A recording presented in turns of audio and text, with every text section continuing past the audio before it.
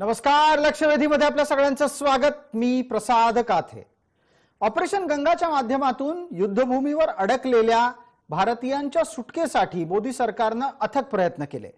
या प्रयत्नांच्या निमित्ताने मोदी सरकार सातत्याने गेले जवळपास महिनाभर या विद्यार्थ्यांच्या सुखरूप सुटकेसाठी हर तऱ्हेचे प्रयत्न करताना दिसत होतं.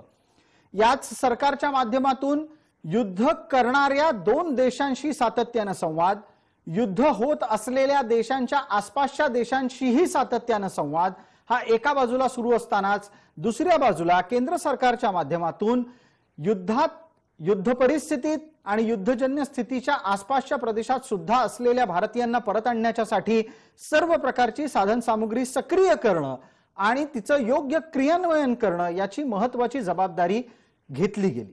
ती यशस्वीरित्या पार पाडली गेली. कारण जवळपास 25 तारखेच्या पासून सातत्याने सूचना दिल्यानंतरही वेळेला युक्रेन न सोडलेल्या अनेक विद्यार्थ्यांपैकी बऱ्याच जणांना आणि त्यात सुद्धा मोठ्या संख्येने बहुसंख्य लोकांना हे 22 फेब्रुवारी पासून 8 मार्च पर्यंत भारतात सुखरूप आणण्यात आलेलं आहे. ही सगळी प्रक्रिया राबवली जाणं ही सरकारची जबाबदारी होती. सरकारने आपली जबाबदारी पार पाडलेली आहे, यात कुठल्याही प्रकारे दुमत नाही. पण हे भारताने केलं आहे आणि हेच अमेरिका, इंग्लंड, चीन या महासत्तांनी केलेलं नाही. ज्या वेळेला अमेरिका, चीन, इंग्लंड या देशांचे नागरिक युद्धजन्य परिस्थितीमध्ये आणि प्रत्यक्ष युद्ध परिस्थितीमध्ये सुद्धा अडकले होते, तेव्हा या महासत्ता म्हटल्या जाणाऱ्या देशांनी सरळ हात वर केले आणि तुम्ही तुमच्या भरोशावर राहा, वाटल्यास युक्रेन सरकारचं ऐका असं सांगून त्या नागरिकांना मदत करण्याचे कोणत्याही प्रकारचे प्रयत्न हे अमेरिका, चीन, इंग्लंड या कथित महासत्तांनी नाकारले. एका बाजूला महासत्ता असं वागत असताना तिसऱ्या जगातला तुलनेनं गरीब असलेला भारत हा मात्र आपल्या देशातल्या आपल्या नागरिकांना सुखरूप परत आणण्यासाठी प्रयत्न करत होता. हे निश्चित वारंवार अधोरेखित करावं लागेल. हे अधोरेखित केलं जात असताना एक बाब आणखीन समोर आलेली आहे. ती म्हणजे अशी की ज्यांना परत आणलं गेलं त्यातली बरेच जण हे साधं या सगळ्या प्रयत्नांच्यासाठी सौजन्यही दाखवायला तयार नाहीयेत. त्यातल्या अनेक जणांच्याकडचे देहबोलीतले आणि वक्तृत्वातले सुद्धा भाव असे आहेत की परत आणलं, उपकार थोडेच केले. मुळात अशा प्रकारच्या वर्तनाची मग ते देहबोलीतून असो किंवा शब्दातून असो गरज होती का? जे विद्यार्थी परदेशात शिकायला गेले ते आता सुखरूप परत आलेले आहेत. ते परत आल्याच्या नंतर त्यांच्या अर्धवट राहिलेल्या शिक्षणाच्या साठी भारत सरकारकडेच जावं लागणार आहे, याची सुद्धा त्यांना आठवण करून देणं गरजेचं आहे. आत्ताच्या घडीला सौजन्याची ऐशी तैशी या काही जणांनी का केली असेल? लक्षवेधीची आजची चर्चा त्यावर.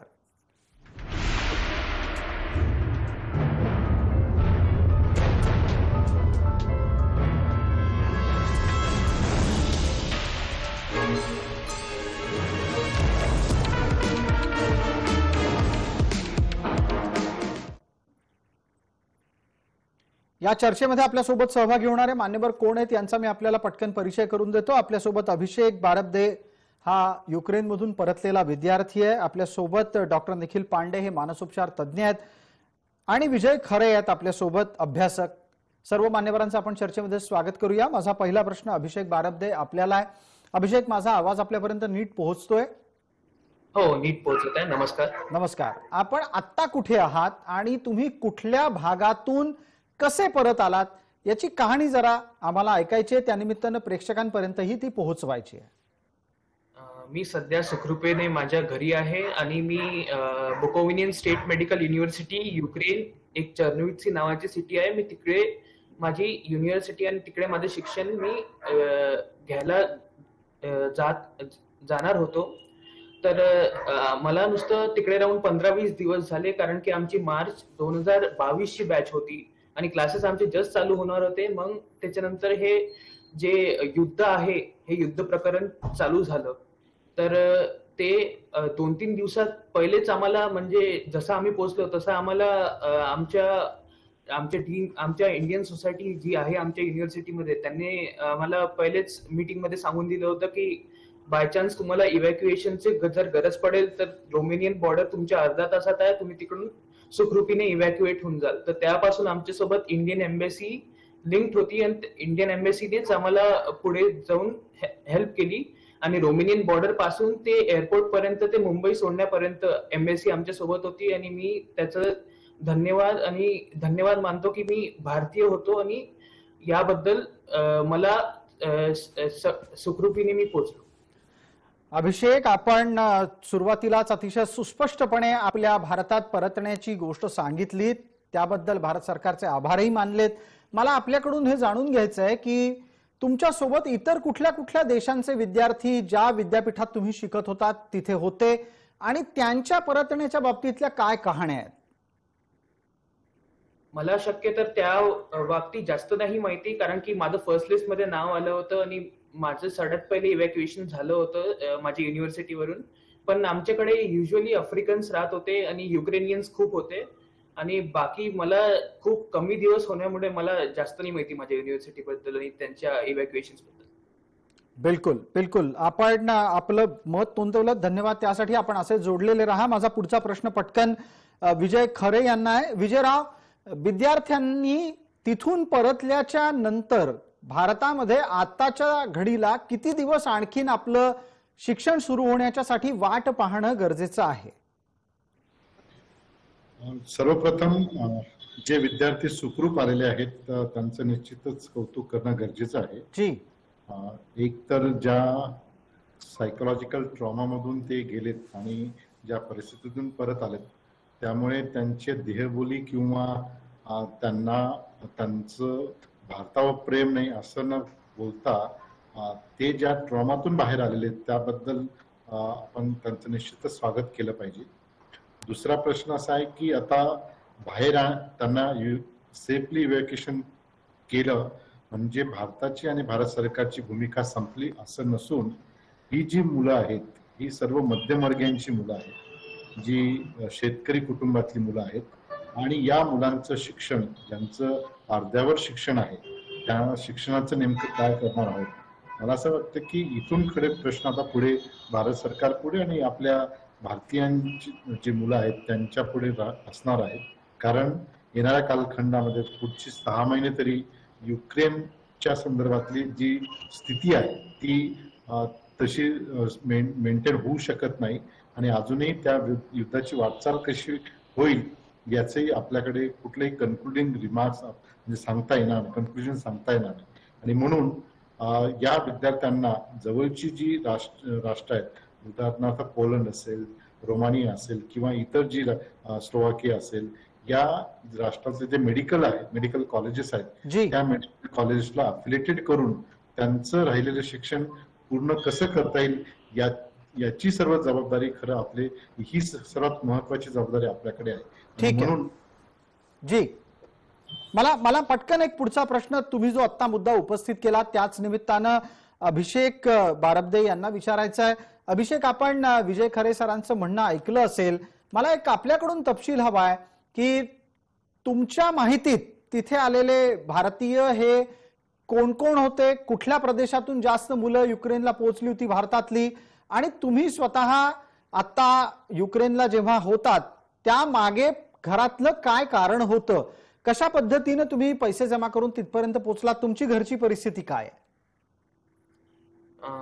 माझी घराची परिस्थिती प्रत्येक तर बरीच आहे, पण जे तिकडे युरोपियन एज्युकेशन सिस्टीम आहे आणि जसं मी त्याच्यावर खूप रिसर्च केला ऍक्च्युली युनिव्हर्सिटीज बद्दल, तर मला तिकडलं एज्युकेशन सिस्टम बरंच चांगलं वाटलं आणि तिकडलं कट ऑफ ही खूप कमी असतं त्यामुळे तिकडे इझिली ऍडमिशन होऊन जातात आणि चांगल्यापणी तिकडे क्लासेस आणि ते सगळं चांगल्यापणी अवलंबून येतं तिकडे.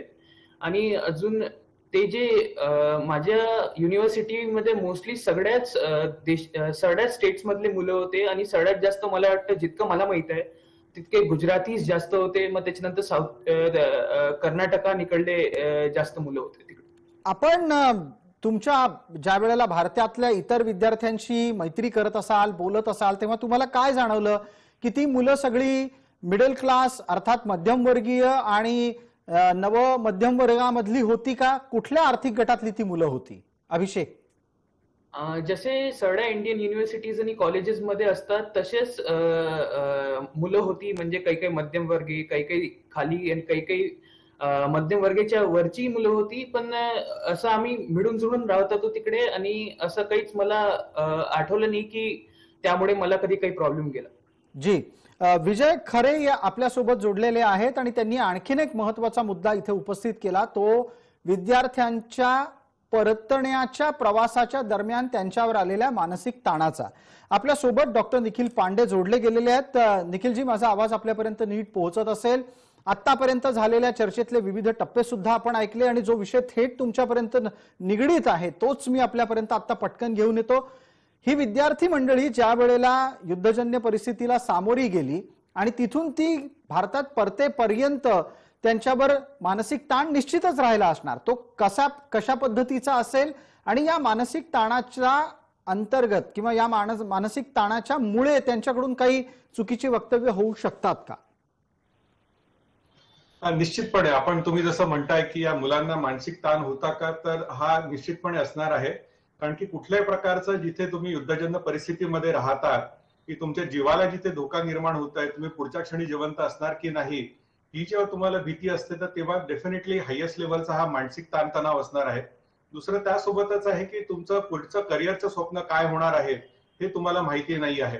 अशा प्रकारचे दोन प्रकारचे गोष्टी ज्यांच्या मनात चालू असणार, तर डेफिनेटली ते मानसिक तणावामध्ये असणार.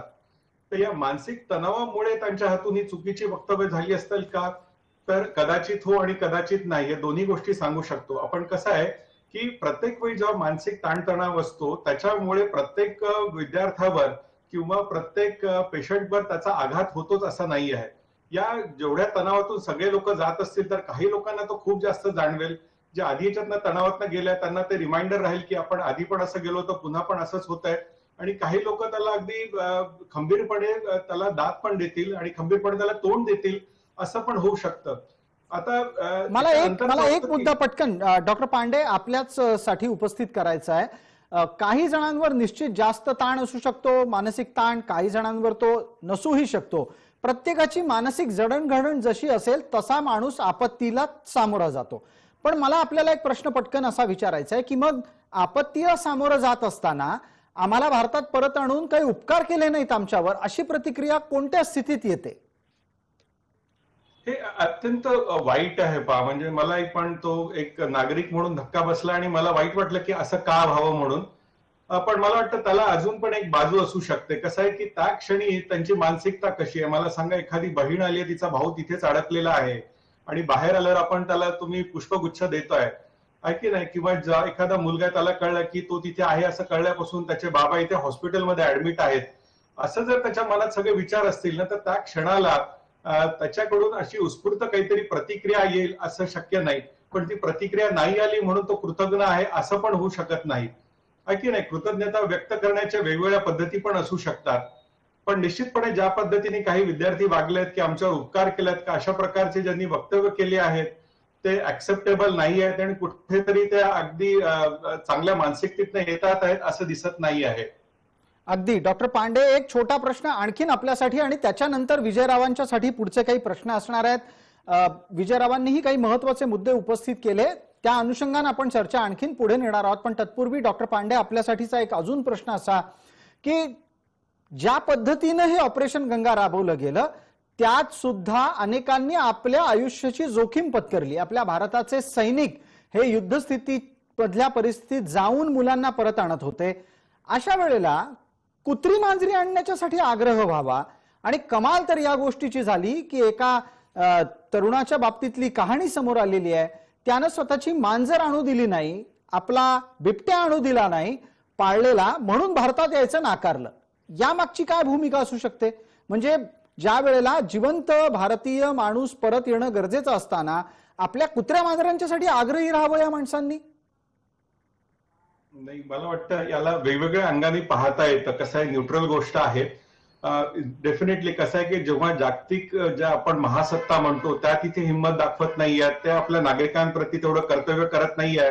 आणि आपण जेव्हा आपण म्हणतो की डेव्हलपिंग कंट्री असलेला आपला हा देश तिथे प्रयत्न करतोय युद्धभूमीवर दोन्ही देशांशी संवाद साधून आपल्या नागरिकांना वापस आणतोय आणि त्याच वेळी आपले सैनिक सुद्धा, वैमानिक सुद्धा आपला जीव धोक्यात घालून काम करतात आहे. तर साहजिकपणे अपेक्षित आहे की लोकांनी त्यांना उत्तम प्रतिसाद द्यावा, त्यांना कॉपरेट करावं. पण इथे हा जे एक दोन उदाहरणं आहेत, मला वाटतं त्या एक दोन उदाहरणांनी आपण पूर्ण समाजाची, भारतीयांची मानसिकता आपण काही अधोरेखित करू शकत नाही. आता याच्यात एवढे हजारो विद्यार्थी वापस जात आहेत, त्याच्यातली ही नकारात्मक प्रतिक्रिया देणारे पण एक दोन जणच असतील. आता जो आपण हा जो मुद्दा म्हणलाय की ज्यांच्या घरी बिबट्या पाळीव आहे आणि जे आहे, तर त्या माणसाचं त्या बिबट्यांप्रती किती प्रेम आहे, किंवा त्याला असंही वाटलं असेल ना की मी यांच्यासोबतच जातो, मी राहणारा एकटाच आहे, माझ्यासोबत दुसरे कोणी नातेवाईक नाही आहे, हेच माझे सखे सोबती आहे, त्यांच्यासोबत मी राहतो आणि या परिस्थितीत मी यांना कसं सोडू, आणि मी यांना सोडून गेलो तर मी कृतज्ञ नाही होणार का. आता मला वाटतं याला वेगवेगळ्या अँगलने आपल्याला पाहता येतं. कुठल्या त्या व्यक्तीशी आपण जोपर्यंत संवाद नाही करत तेव्हा आपण याच्याबद्दल काही डेफिनेटली नक्की सांगू शकत नाही. ठीक आहे विजयराव खरे, आपल्यासाठीचा पुढचा प्रश्न माझा असा असेल की आपण माणसाची विविध रूपं या निमित्तानं पाहिली आणि शिक्षणाच्या अनुषंगानेही आता ही चर्चा आपण एका वळणावर आणतो आहोत. तुम्ही मगाशी या गोष्टीचा उल्लेख केलात आवर्जून आणि त्या गोष्टीच्या अनुषंगाने माझे आता पुढचे प्रश्न आपल्यासाठी असणार आहेत की ज्या देशात युद्ध झालं, अर्थात युक्रेनवर आक्रमण झालं रशियाचं, आणि आता परिस्थिती तिथली जशी दिसतीये तसं पाहता कदाचित पुढचं एक अख्खं वर्ष वैद्यकीय शिक्षण हे काही युक्रेनमधलं परत सुरू होईल असं दिसत नाही. आपण युक्रेनच्या आसपासच्या देशांमध्ये वैद्यकीय शिक्षण भारतीय विद्यार्थ्यांचं ज्यांचं रखडलंय त्यांच्या पूर्णत्वाच्यासाठी प्रयत्न व्हावेत अशी अपेक्षा करताय. याच्यासाठी कोणकोणत्या टप्प्यांवर प्रयत्न करायला हवेत हा एक मुद्दा, आणि दुसरं यासाठी विद्यार्थी तयार होतील का, दोन्ही मुद्द्यांवर आपण विजयराव प्रकाश टाकावा. सर्वप्रथम जे विद्यार्थी तिसऱ्या वर्षाला आहेत, चौथ्या वर्षाला आहेत, दुसऱ्या वर्षाला आहेत, अशा विद्यार्थ्यांची कॅटेगरी प्लॅन 1 प्लॅन 2 असं तयार करून त्यांचं ऑनलाईन एज्युकेशन शक्य आहे का त्या संस्थांशी बोलून किंवा त्यांच्या कारण संपूर्ण युरोपमध्ये बल्गोनिया प्रोसेस राबवली जाते आणि त्या बल्गोनिया प्रोसेस मधून जे क्रेडिट रोमानियामध्ये घेतले जातात तेच क्रेडिट फ्रान्समध्ये मॅपिंग केले जातं. ते जे क्रेडिट फ्रान्समध्ये घेतले जातात किंवा जर्मनीत घेतले जातात तेच पोलंडमध्ये मॅपिंग केले जातं. म्हणजे जे जे युरोपियन युनियनच्या याच्यामध्ये जे आहेत त्याच्यामध्ये बल्गोनिया प्रोसेसमध्ये त्या सर्व विद्यापीठांना मॅपिंग करण्याचा अधिकार आहे आणि तशा पद्धतीचे साधारणतः गेल्या 2 दशकापासून हे सुरू आहे. जर भारत सरकारने युरोपियन युनियनशी संपर्क करून त्यांचे युक्रेनला त्या बल्गोनिया प्रोसेसचा पार्ट मान्य करून जो विद्यार्थी त्याचं शिक्षण जिथे आहे तिथून पुढची वर्ष हे मॅपिंग करण्यासाठी आणि त्याला अफिलिएटेड युनिव्हर्सिटीची तिथे एनरोलमेंट करण्यासाठी आपल्याला प्लॅन ए करावा लागेल. दुसरं फीचा मोठा प्रश्न आहे, कारण ही जी विद्यार्थी गेलेली आहेत यांना युक्रेनची जर मेडिकल फीज बघितली तर साधारणतः 10,000 युरो पेक्षा जास्त तिथली फीज नाहीये आणि बाकीचा काही अकोमोडेशन खर्च. तर दुसऱ्या विद्यापीठाला परत त्यांच्या त्या पालकांची त्यांची मानसिकता असली पाहिजे तेवढी फीज एक्स्ट्रा देण्याची किंवा कदाचित कमी असू शकते जर त्या भारत. तर हेच फीजचा प्रश्न आहे. काही ऍडमिनिस्ट्रेटिव्ह इश्यूज त्या ठिकाणी येऊ शकतात. आणि दुसरा सर्वात महत्वाचं हे शिक्षण इंजिनिअरिंग किंवा इतर दुसऱ्या कुठल्या माध्यमाचं नाही, हे मेडिकलचं एज्युकेशन आहे आणि मेडिकल एज्युकेशनला प्रॅक्टिकल कॉम्पोनंट हा फार महत्वाचा आहे आणि त्याचबरोबर त्या ठिकाणी हॉस्पिटल्सला डे टू डे व्हिजिट फार महत्वाचे आहेत. म्हणून विद्यार्थ्यांना जास्त काळ भारतात राहून परत मेडिकल डिग्री इथे बसून मिळेल ऑनलाईन असं न करता त्याच्यासाठी लगेच आपल्याला अल्टरनेटिव्ह स्ट्रॅटेजी ही केली पाहिजे. आता जी आपण ही भूमिका मांडली त्यानिमित्तानं एक पटकन छोटी प्रतिक्रिया मी अभिषेक बारब्दे यांची घेतो. अभिषेक बारब्दे हे विद्यार्थी आहेत, युक्रेनमध्ये शिकायला होते, आत्ताची परिस्थिती पाहता त्यांना त्यांचं शिक्षण अर्धवट सोडून परत यावं लागलेलं आहे. अभिषेक, जे आत्ताच्या घडीला चर्चेत मत समोर आलं विजयराव खरेंच्या माध्यमातून, त्यावर आपली विद्यार्थी म्हणून प्रतिक्रिया काय आहे? युक्रेन ऐवजी आसपासच्या देशांमध्ये आपल्या शिक्षणाची सोय झाली तर ती चालेल का? आणि दुसरा मुद्दा जो फीज आहे त्याबद्दल आपलं निरीक्षण काय? फीज बद्दल माझं निरीक्षण हे आहे की आपण थोडं आपले जे इंडियन एज्युकेशन सिस्टम आहे आणि युरोपियन एज्युकेशन सिस्टम आहे त्याच्याकडून आपण थोडी तर इन्स्पायर व्हायला पाहिजे फीज स्ट्रक्चर बद्दल आणि फीज होण्याबद्दल. आणि माझं वक्तव्य हे आहे की सरकारने थोडं पुढे यायला पाहिजे आम्हाला थोडे सीट्स देण्याबद्दल, आम्हाला थोडे ऑपॉर्च्युनिटीज देण्याबद्दल. कारण की आमच्याकडे आता म्हणजे आतापर्यंत माझ्याकडे एक फिक्स बातमी आली नाहीये की आम्हाला काय होणार आणि कसं होणार आणि आमचे क्लासेस कसे पुढे होणार. तर आम्हाला ऍक्च्युली आतापर्यंत काहीच माहित नाहीये.